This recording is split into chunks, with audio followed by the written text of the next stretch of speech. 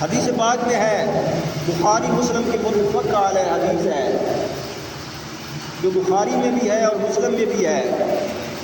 حضرت ام المومنین حضرت عائشہ صدیقہ رضی اللہ تعالیٰ عنہ روایت کرتی ہیں کہ ایک روز آقا علیہ السلام نے ایک شخص کو، ایک صحابی کو فوجی دستے کا کمانڈر بنایا، فوجی دستے کا امیر بنایا۔ ایک دستہ، فوجی دستہ بھیجا کسی مہم پر، ایک صحابی کو اس کا امیر بنایا۔ جب وہ دستہ چلا گیا تو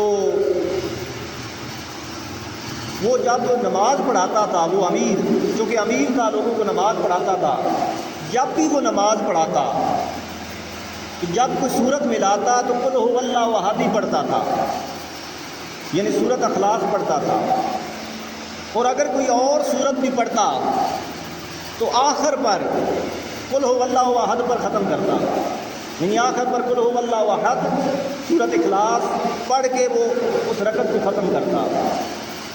یہ اس کا طریقہ تھا نماز پڑھانے کا۔ جب اس مہم سے واپس آئے، صحابہ کرام نے عرض کی آقا علیہ السلام کی بارگاہ میں، عرض کیا یا رسول اللہ، یہ جب بھی ہمیں نماز پڑھاتا تھا تو سورت ملانے پر قل هو اللہ احد ہی پڑھتا تھا اور کوئی سورت نہیں پڑھتا تھا۔ ان کا خیال تھا کہ آقا علیہ السلام اس سے دریافت کریں گے، پوچھیں گے کہ بھئی تو ایسا کیوں کرتا تھا، ان کا یہ خیال تھا۔ مگر یہ سارے عشق کے رنگ ہیں اور یہ حضور کے سکھائے ہوئے رنگ تھے، تو اور حضور ان کو بہتر جانتے تھے۔